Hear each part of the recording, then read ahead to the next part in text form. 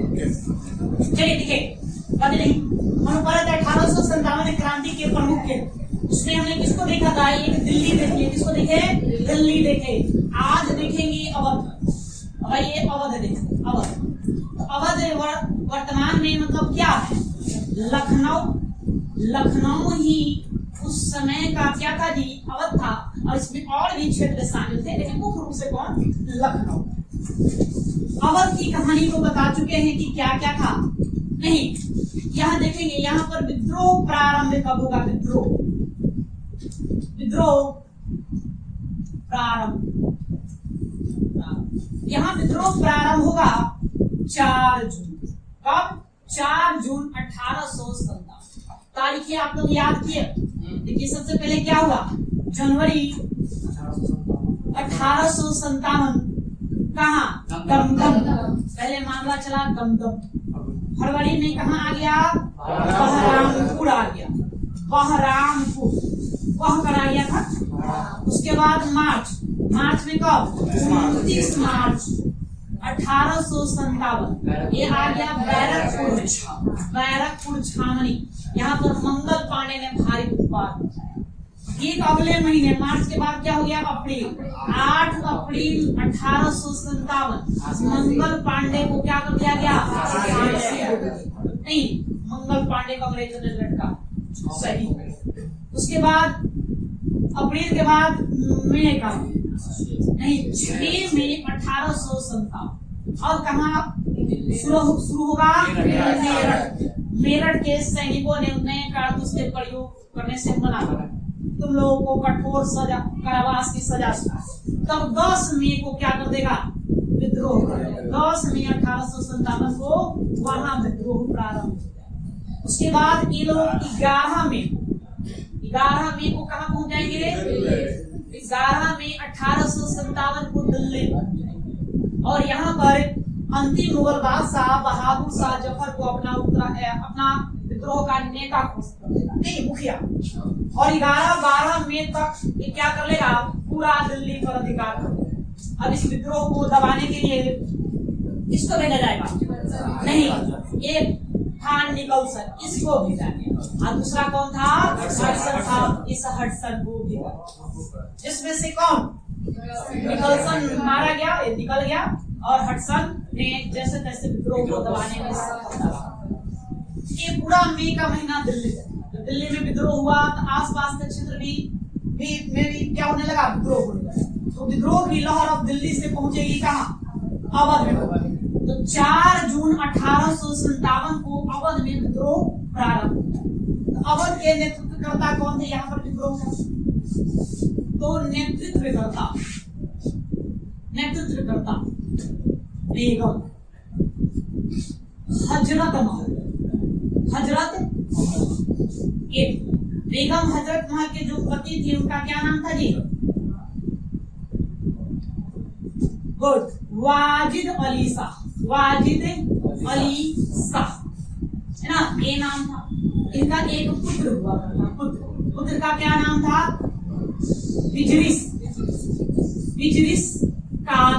बिजरिस कादिर नामक। तो 4 जून 1857 को जो विद्रोह हुआ, तो बिजरिस कादिर को अवध का नवाब घोषित किया।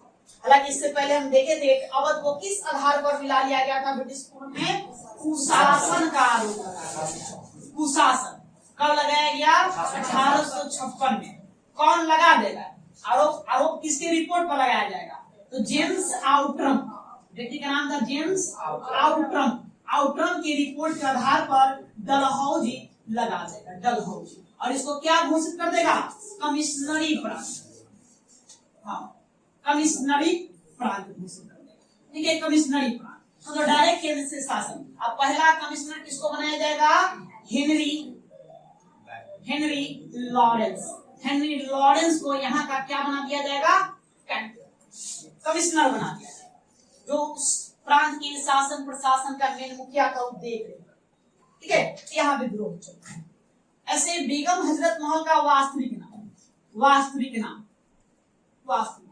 इनका वास्तविक नाम रहेगा, तो बताएगा क्या नाम था, मुहम्मदी खातून इनका वास्तविक नाम, लेकिन वो बेगम हजरत महल के नाम से जानेगी। ऐसे इनका एक उपनाम है। उपनाम क्या उपनाम है? महकपरी। महकपरी, एक महकपरी है, एक महल परी। तो महल परी रानी लक्ष्मीबाई को कहा गया, जबकि महकपरी किसका उपनाम था? बेगम हजरत महल का ही उपनाम। इतना हो, इसके बाद अपना यहाँ विद्रोह शुरू हुआ। इसको पहले उतारिए, तो इसको उतार लेंगे। देखिए क्या हुआ। तो 4 जून 1857 को विद्रोह भड़का। विद्रोह क्या हो गया? शुरू हो। जब विद्रोह शुरू हुआ तो विद्रोही सैनिकों ने, जो अवध का कमिश्नर था, क्या था? कमिश्नर, उसका नाम क्या था जी? Henry Lawrence. Henry Lawrence, Henry Lawrence की हत्या की। और इसका एक और साथी था यही, उसका नाम था brigadier. Brigadier English. Brigadier English नाम था। तो ब्रिगेडियर इंग्लिश भाग ये फरार हो गया और ये मारा। अब विद्रोह की सूचना मिली अंग्रेजों को, तो विद्रोह को दबाने के लिए पहले हैवलॉक को भेजा गया। हैवलॉक, ये अंग्रेज अधिकारी, एक हैवलॉक और दूसरा जेम्स आउटरम। जेम्स आउटरम को भेजा, जाओ भाई विद्रोह को क्या करो? दबा। लेकिन ये दोनों विद्रोह दबाने में क्या रहा? असफल। जब ये असफल रहा, उधर दिल्ली में विद्रोह को दबा दिया गया था। इसीलिए कैंपबेल, कौन? कैंप। इसीलिए यहाँ पर हडसन, नील और कैंपबेल, ये 3 अधिकारी क्रमशः यहाँ पहुंचे। कहा? लखनऊ की ओर रवाना। जब कैंपबेल आया, पीछे से आया, तो भारी भरकम इसके साथ सेना बढ़ी। ज्यादातर विद्रोह को दबाने में कैंपबेल सफल। ये जनरल था, सेना का जनरल के पद पर था, और इसको एक बहुत बड़ी सेना दे दी गई थी। और एक बहुत बड़ी भारी भरकम सेना लेकर के जहां जहां विद्रोह हो रहा था वहां दबाने की जा रहा था, और ही बर्बरता के साथ रहा। ये भी यहाँ आया। तो लखनऊ आने से पहले लखनऊ के जो मेन शहर था, मेन शहर के पहले ही एक जगह पर रुक गया, अपना डेरा होगा था। डेरा डालकर पहले जायजा लिया कि लखनऊ में क्या चल, नहीं वहां की स्थितियों को जायजा लिया, क्योंकि इससे अपरिचित, जान नहीं रहा था वहां क्या है क्या नहीं है, इसलिए पहले जानना चाहा कि क्या है। इसमें इसके कई लोग मदद करेंगे। क्या लिखे? कौन? कैंपबेल आ गया सेना लेकर? नहीं, सबसे पहले किसको भेजा गया था? जेम्स आउटरम और हैवलॉक। लेकिन ये दोनों क्या रहा? असफल। तब हडसन और कैंपबेल अपनी भारी भरकम सेना लेकर आ गए। लेकिन वो अवध पहुंचने से पहले कहा? अवध या लखनऊ से पहले ही एक जगह था आलमबाग। आलमबाग में आकर डेरा डाला। वो अचानक मतलब कि लखनऊ में एंटर नहीं किया। क्यों? कारण है कि कैंपबेल अपरिचित था, उसको पता नहीं था कि लखनऊ में क्या है, नहीं इधर से किधर कौन सी गली जाती है। इसीलिए वहीं पर अपना डेरा डाल देगा आलमबाग में, और उसका जायजा लेगा। जायजा लेने के लिए उसने भारतीयों से सहयोग प्राप्त किया। भारतीयों में एक का नाम आता है कन्हैया, जिसको बाद में वो तहसीलदार बना देगा, प्रमोशन देगा, उसको तहसीलदार का पद देगा। और एक ब्रिटिश सिपाही का भी नाम आता है, जिसका नाम क्या आता है? हेनरी थॉमस कैटलॉग था। उसने भी काफी मदद की। वो भारतीय का भेष बनाकर वो भी अंदर इंटर पड़ जाता है, सब चीज देखता है। और कन्हैयालाल एक पत्रकार का रूप बनाकर अंदर जाता है, अंदर से जायजा लेकर आता है क्या चल रहा है, और इसको सूचना देता है कैंपबेल। तब कैंपबेल अंदर इंटर करता है और कत्लेआम मचा देता है। बहुत ही बर्बरता दिखाता है विद्रोह को दबाने में। तब विद्रोह दबाने में क्या रहा? भारी सेना के साथ अवध की ओर बढ़ा। कैंपबेल ने आलमबाग में डेरा डाल दिया। लखनऊ के पहले आलमबाग में डेरा डाल दिया। स्थितियों का जायजा लेने के बाद सफल रहा। बेगम हजरत महल नेपाल चली गई। 1879 में बेगम हजरत महल की मृत्यु। इनकी समाधि काठमांडू में ही स्थित है। विजलिस कादिर भी नेपाल चला गया। बाद में महारानी विक्टोरिया द्वारा इसे माफ कर दिया गया। एक पॉइंट उसको लेकर लिखेंगे, हेनरी थॉमस कैटलॉग। इस विद्रोह को दबाने में साहस के लिए अंग्रेज सिपाही हेनरी थॉमस कैटलॉग को विक्टोरिया क्रॉस से नवाजा गया। विक्टोरिया क्रॉस से नवाजा गया। देखिए यहाँ पर विद्रोह क्या करते हैं, ये अवध भी आपको सुनाएगा। अवध से मुल्तब पूछे जाने वाला नेतृत्व करता। युद्ध का प्रारंभ कब? नवाब कौन था? वाजिद अली शाह। इसका पुत्र कौन? बिजलिस कादिर। ठीक है, यहाँ पर विद्रोह को दबाया किसने? मुल्तब कैंपबेल। सबसे पहले दबाने के लिए किसको भेजा गया था? जेम्स आउटरम और हैवलॉक। नहीं, यहाँ का कमिश्नर कौन था? लखनऊ का कमिश्नर लॉरेंस। एक मेन आपका पॉइंट वन एग्जाम के जिसको याद रखिए तो आराम से ठीक लग जाए। अब हम चलेंगे कानपुर को कहाँ पता, लेकिन कल कानपुर की कहानी अब हम लोग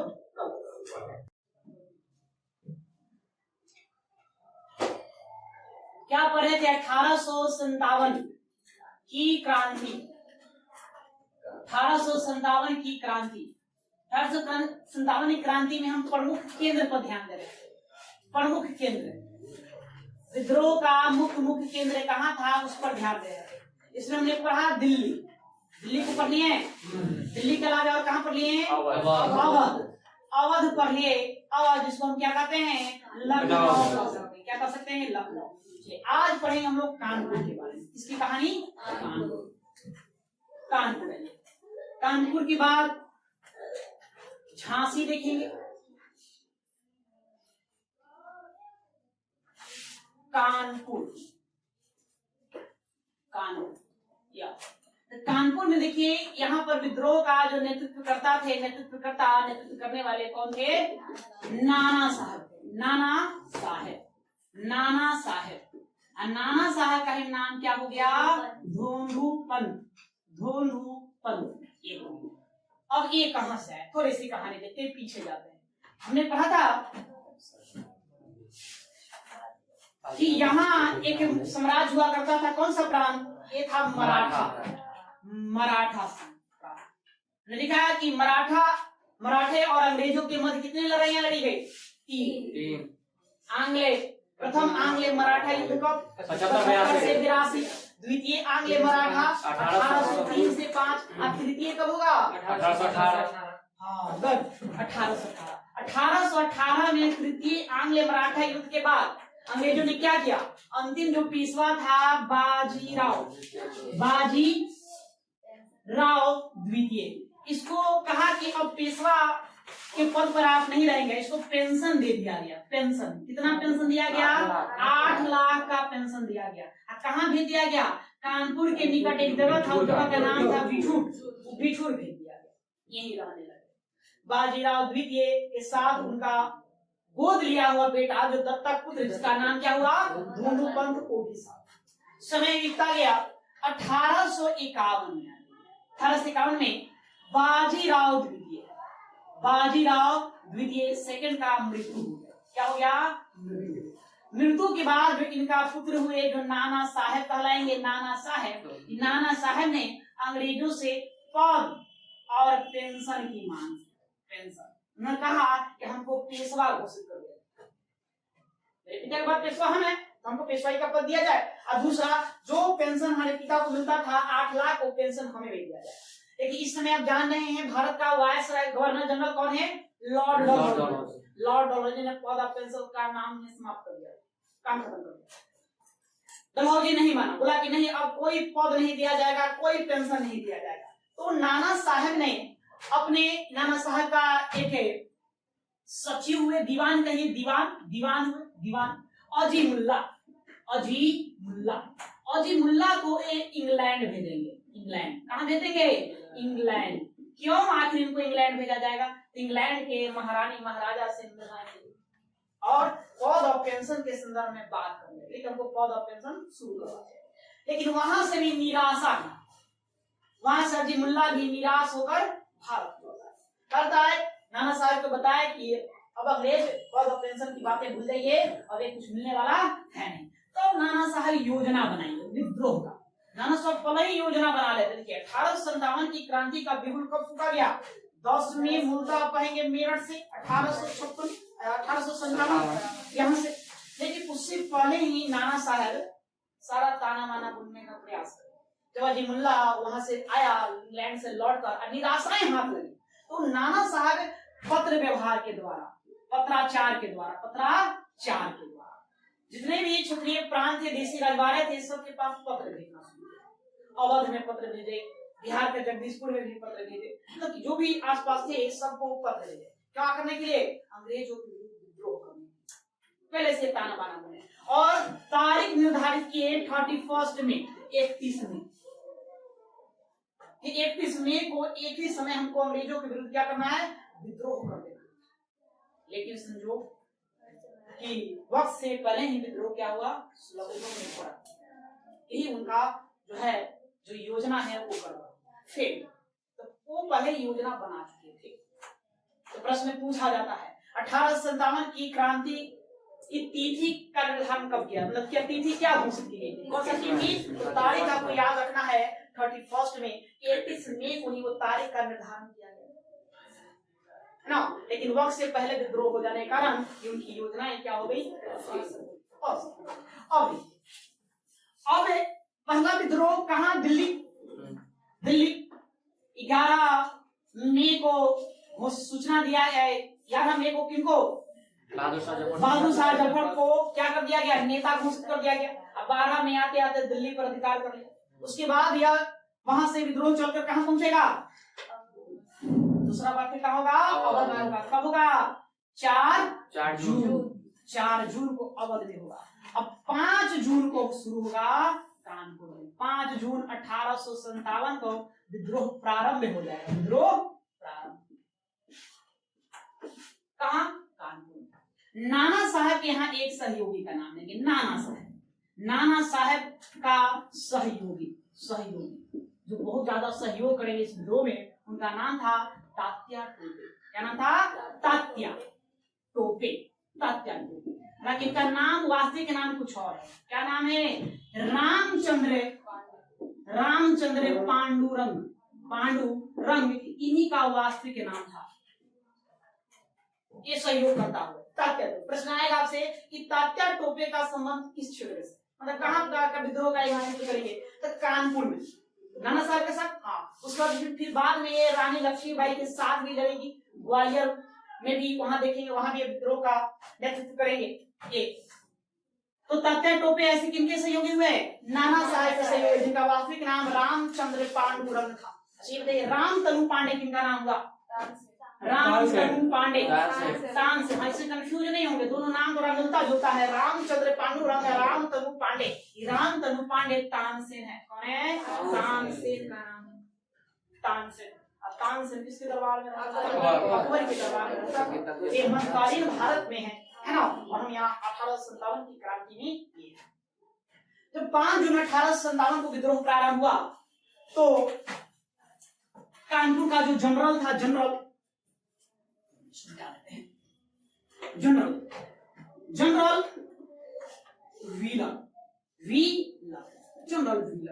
व्हीलर ने अपने जो किलाबंदी प्रारंभ कर दिया। जहाँ व्हीलर रहता था उसका जो रेसिडेंट था वो क्या कर दिया? किलाबंदी प्रारंभ कर देखा कि बड़े पैमाने पर विद्रोह चल रहा है। दिल्ली से लोग उठा है, लखनऊ में चल रहा है, अवध में चल रहा है, और यहाँ भी शुरू हो गया। व्हीलर पहले ही अपना किलाबंदी कर लेगा, लेकिन फिर भी लोग क्या करेंगे? पूरे कानपुर पर अधिकार कर लिया। नाना साहब कानपुर पर अधिकार करिए और नाना साहब को पेशवा घोषित कर दिया जाएगा। वो कानपुर में पेशवा घोषित कर दिया जाएगा। व्हीलर की स्थितियों का देख करके जल्द ही आत्मसमर्पण कर दिया। ये क्या कर देगा? आत्मसमर्पण। देखा कि अब संभव नहीं है लड़ पाना, इसलिए आत्मसमर्पण कर दिया। सफेद झंडा दिखा दिया, सफेद झंडा दिखा दिया, आत्मसमर्पण कर दिया। यहाँ व्हीलर ने कहा था इस क्रांति की, इस यहाँ पर कानपुर में विद्रोह के दौरान आपको एक घटना जानना है, सती चौड़ा घाट की घटना। सती चौड़ा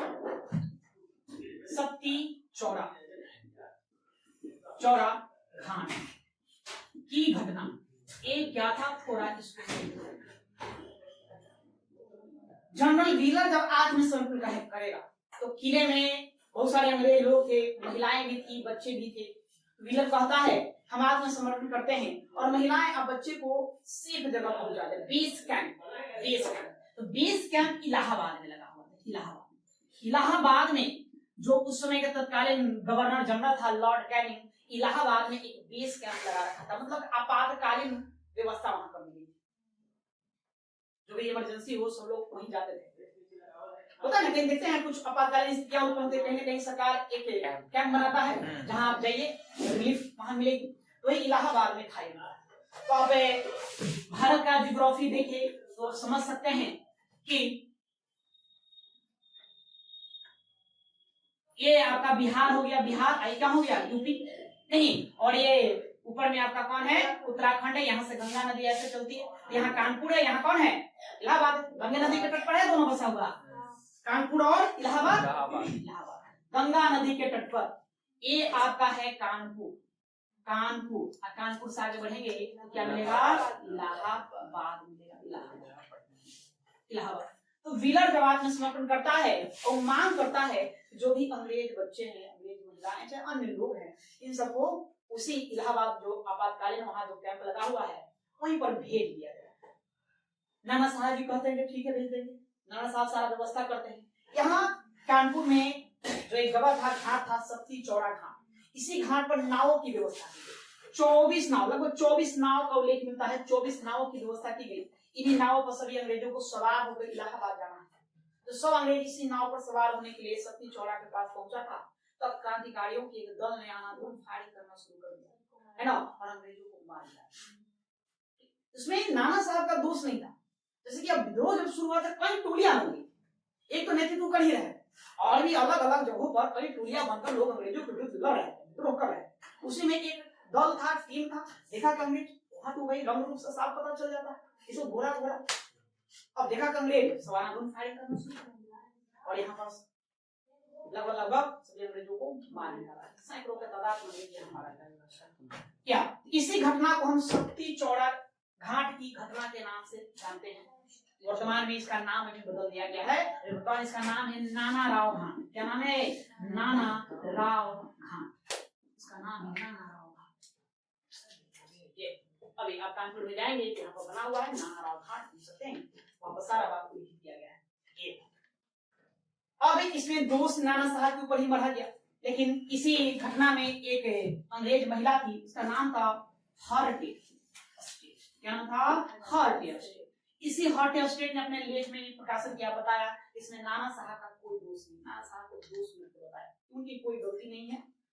गलती बस उन क्रांतिकारियों को है जो मतलब अनजाने में उस तरह की घटना को क्या कर दिया गया था, अंजाम दे दिया गया। ठीक है, ये हुआ।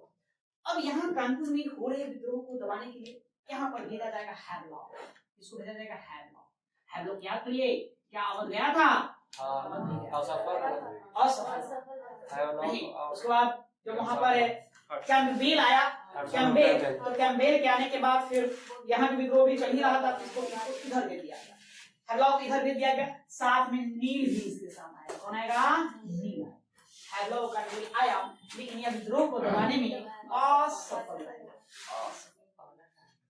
जब ये असफल रहेगा, फिर से अवध में विद्रोह को दबा देने के बाद कैंपबेल किधर बढ़ेगा, कानपुर की ओर बढ़ेगा, और यह कानपुर आएगा।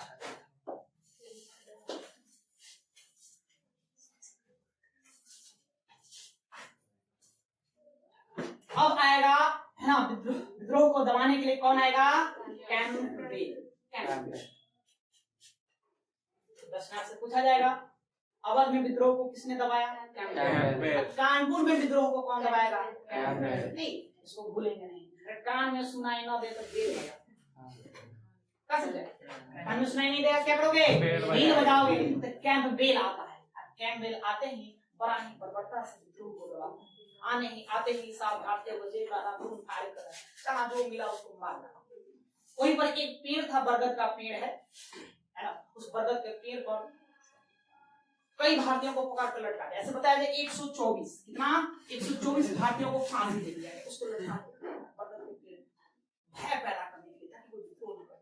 बड़ा ही बर्बरता दिखाया। अवध में भी बर्बरता दिखाया था और यहाँ भी बर्बरता दिखाया। एक कैम्पबेल एक बहुत बड़ी सेना लेकर घूम रहा है, जहां जहां स्थिति कमजोर पड़ती थी अंग्रेजों की, है ना, उस विद्रोह को दबाने के लिए कैम्पबेल उसी को भेजा कि जाओ तुम। इब्राहिम पर लिखा था विद्रोह को दबाना। तो समझ सकते हो जी, बनी उस बरगद के पेड़ में इतने लोगों को लटका दिया, क्यों लटका दिया? मरने के तो और भी तरीके हो सकते हैं, गोली भी मार सकते हैं किसी को, उससे भी उसकी मौत हो सकती है, लेकिन फांसी लटका दिया बरगद के पेड़ में, लटका कर छोड़ दिया भय पैदा करने के लिए, ताकि वो विद्रोह ना। ऐसी स्थितियां नाना साहब भी इस स्थिति में देख करके ये नेपाल भाग जाएंगे। कहां भागेंगे? नेपाल चले जाएंगे। तो उत्तर प्रदेश से सटा हुआ नेपाल था, तो नेपाल ही लोग अच्छा लगता था, नेपाल ही भाग जाने में ज्यादा सुविधा थी। नहीं आज भी देखते हैं अपराधी लोग का करता है नेपाल। हाँ, पता चला कि नेपाल भाग गया, ठीक है, पुलिस खोजते रहो, नेपाल दूसरा देश में भाग गया। जो वो इस बिहार किया और उत्तर प्रदेश की पुलिस के जुडिशरी से बाहर, और वहां कैसे गए? ये नेपाली भी चले गए। और नेपाल में 1902 में ही वहां क्या हो गया? तात्या टोपे जो थे, तात्या टोपे, ये इसके बाद लगते हुए एक कल्पी चले गए। कहाँ? कल्पी, उत्तर प्रदेश में कल्पी। कल्पी में ही मुलाकात होगी किनसे? रानी लक्ष्मीबाई से, और उनके साथ मिलकर फिर विद्रोह को आगे बढ़ाना शुरू। तो कानपुर में बस आपको इतना ध्यान में रखना है, ज्यादा नहीं, है ना। कानपुर में मुख्य कौन थे? नाना साहब, जो धोधू पंथ का वास्तविक नाम धोधू पंथ थे। उनके सहयोगकर्ता कौन हुए? तात्या टोपे हुए, जो रामचंद्र पांडु रंगपाल, और इनके दीवान का नाम अजीमुल्लाह। और यहाँ पर विद्रोह को कौन दबाएगा? कैम्पबेल। बस इतने ही लोगों को ध्यान में आप रखेंगे। कानपुर से कानपुर देखिए। अब देखते हैं झांसी। कहाँ पता है झांसी? यूपी उत्तर प्रदेश, झांसी। यहाँ झांसी में विद्रोह के जो नेतृत्व करेंगे, नेतृत्वकर्ता रानी लक्ष्मीबाई। कविता सुने हैं? खूब लड़ी मर्दानी वो तो झांसी वाली रानी। इनका है झांसी की रानी के कविता के रचयिता कौन है? रचनाकार सुमित्रा नंदन पंत है ना, उन्हीं के द्वारा ये लिखा गया रानी लक्ष्मीबाई। रानी लक्ष्मीबाई का जन्म 1828 में हुआ। इसके बारे में पहले थोड़ा जान लेते हैं, उसके बाद पढ़ेंगे। जन्म जो है इनका होगा जन्म 1828। कहाँ? वाराणसी की एक ब्राह्मण परिवार में। इनके जो पिता हुए, पिता का नाम मोड़े पंत, और यह सेवादार थे। मोड़ेपन जो थे कि बाजीराव द्वितीय के सेवादार उन्हीं के पास हो। जब पिता बाजीराव द्वितीय के पास रहेगा तो रानी लक्ष्मीबाई कहाँ रहेगी? पिता के साथ रहेगी? नहीं, तो पिता के साथ ही कहाँ रहेंगे? बाजीराव द्वितीय। अब बाजीराव द्वितीय का पुत्र नाना साहब और रानी लक्ष्मीबाई दोनों का लालन पालन एक साथ हुए। दोनों बचपन में एक साथ क्या हुए? पले बढ़े। इनके बचपन का जो नाम हुआ, बचपन का नाम बचपन का नाम क्या नाम है? बचपन का मणिकर्णिका। ये बचपन का नाम मणिकर्णिका। और इनका एक उपनाम में इनको मनु भी कहा गया। और क्या कहा गया? महलपरी कहा गया। महलपरी। नाना साहब की इनके मंगोली बहन थी, नाना साहब इनको छबीली कहते थे। क्या कहते थे? छबीली। मंगोली बहन ये छबीली। अब इनका विवाह 14 वर्ष की अवस्था में, कितने साल में? 14 वर्ष की अवस्था में, 14 जोड़ी, अर्थात 1842 में दामोदर राव के साथ, गंगाधर राव के साथ। गंगाधर राव कहाँ? तो झांसी के क्या थे? झांसी उनके साथ होगा। रानी लक्ष्मीबाई को एक पुत्र की प्राप्ति हुआ था। उनके पुत्र का नाम रखा गया दामोदर राव। क्या नाम रखा गया? दामोदर राव रखा गया। अब दामोदर राव का मात्र 4 महीने के अंदर ही क्या हो जाएगा, जब निधन हो गया तो रानी लक्ष्मीबाई ने गोद लिया, एक बच्चे को क्या कर लिए, गोद लिया, है ना। गोद लिए हुए बच्चे का भी नाम वैसे था आनंद राव। क्या नाम था, आनंद नाम। लेकिन वो बच्चा जो है जाना गया दामोदर राव के नाम से, दामोदर राव के नाम, जैसे उसका नाम ऐसे आनंद राव रखे थे, लेकिन वो दामोदर राव फिर उसे बुला ले। इधर पुत्र का जब निधन हो जाता है तब पुत्र वियोग में ही गंगाधर राव का क्या होगा, गंगाधर राव का मृत्यु के बाद झांसी की रानी लक्ष्मीबाई ने आनंद राव नामक एक बालक को गोद ले लेंगे और उसी का नाम फिर क्या रखेंगे, दामोदर राव। इधर आप जानते हैं यहाँ पर भी कौन है, डलहौजी। डलहौजी ने कौन सी प्रथा लेकर आया, कौन सा नीति, गोद निषेध नीति, गोद निषेध नीति, ये नीति लेकर आ गया था। और इसके तो उसने क्या कहा, जिसका अपना जैविक पुत्र ना हो तो गोद लिए हुए बच्चों को मान्यता देना एक कंपनी के विवेक पर निर्भर करता है। कंपनी तय करेगी उसका मान्यता दे कि ना दे। यहाँ तो भाई तो देना नहीं है, साफ साफ बात है कि देना नहीं है, ताकि राज्य को हम क्या कर सके, हर सके। यहाँ भी वही बातें लागू है और ये कहकर उसके राज्य को हड़प दिया। तब रानी लक्ष्मीबाई ने क्या करना शुरू कर दिया, यहाँ पर झांसी में हुए विद्रोह को दबाने के लिए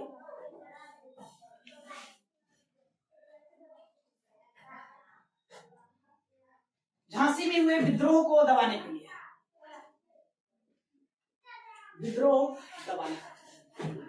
दबाने के लिए कैप्टन ह्यूरोज को भेजा, कैप्टन ह्यूरोज को भेजा। ये अंग्रेज अधिकारी को भेजा गया यहाँ विद्रोह को दबाने। अंग्रेज अधिकारी आता है और लक्ष्मीबाई के जो महल थी, महल के चारों तरफ से घेर, और रानी लक्ष्मीबाई जानते हैं शुरू से ही, बचपन से ही नहीं थी तो पुरुष महिला, लेकिन सारा गुण क्या था, मर्दाना गुण था। मर्दाना शुरू से ही वो अस्त्र चलाने में माहिर थी, सारे हथियारों में चलाने में, सारे है ना, मतलब युद्ध विद्या में भी निपुण थी, युद्ध विद्या में माहिर। कैप्टन हीरो जो उसके महल को घेर लेता है चारों तरफ से, रानी लक्ष्मीबाई की एक सहयोगी है जिसका नाम है झलकारी। क्या नाम, झलकारी बाई। झलकारी बाई देखने में रानी लक्ष्मीबाई जैसी लगती थी, सेम टू सेम, मतलब फोटोकॉपी। तो झलकारी बाई कहीं आड़ में रानी लक्ष्मीबाई वहां से और निकल करके वो कहा देंगी, काली। और यही पर मुलाकात किससे होगा, तात्या टोपी ही मिलेंगे। गर्मी नहीं लगी, फैन उसको चालू करो, बस वो चालू करो। तात्या टोपी यही मिलेंगे। तात्या टोपी के साथ मिलकर के रानी लक्ष्मीबाई फिर से आगे की ओर विद्रोह को बढ़ा और ये पहुंचेंगी ग्वालियर। ग्वालियर का जो सिंधिया था, ग्वालियर में कौन है, सिंधिया। ग्वालियर का सिंधिया एक तरह से अंग्रेजों का स्वामी भक्त था। उसने साथ देने से मना कर दिया, लेकिन ग्वालियर की जनता और सेना ने साथ दिया, तात्या टोपे का साथ दिया, रानी लक्ष्मीबाई का साथ दिया, दोनों साथ मिलकर काम करके, है ना, वहां से फिर युद्ध लड़ने लगे। एक कैप्टन हीरो था, उनके पीछे लगा हुआ था, अंग्रेजी सेना उनके पीछे लगा हुआ था। अब बताओ, कानपुर के निकट ही रानी लक्ष्मीबाई का क्या हो जाएगा। एक कथा के अनुसार बताया जाता है कि रानी लक्ष्मीबाई को अंग्रेज छू भी नहीं पाया, नहीं, वो मृत्यु हो गया था। तो वहाँ एक साधु था, साधु को बोले कि हमें जला दिया जाए ताकि कोई छू नहीं पाया, अंग्रेज हमें हाथ न लगा पाए, इसलिए उनको वहीं पर जला दिया जाए। की कहानी वही समाप्त। फिर तात्या टोपे रानी लक्ष्मीबाई की मृत्यु के बाद गति को प्राप्त होने के बाद तात्या टोपे भी नेपाल चले गए। कहाँ चले गए, नेपाल में ये छिपकर रहने लगे थे। लेकिन एक मारवाड़ी राजा था, राजा इसका नाम मान सिंह बताया जाता है। मान सिंह के विश्वासघात के कारण तात्या टोपे को भी पकड़ लिया जाता है और 18 अप्रैल 1859 को इनको भी फांसी दी गई। रानी लक्ष्मीबाई को, ठीक है। इस प्रकार से इनका विद्रोह भी यहाँ पर क्या कर दिया जाता है 1858 एक साल 1858 बस, ठीक है। तो झांसी बस इतना ही जानना है, ज्यादा नहीं। और आपसे यहाँ से जर्मनी क्या प्रश्न पूछेगा? नेतृत्व करता रानी लक्ष्मीबाई। विद्रोह को किसने दबाया? कैप्टन। तो वन डे एग्जाम के लिए ही 2 प्रश्न मैंने रखे और बाकी ये सब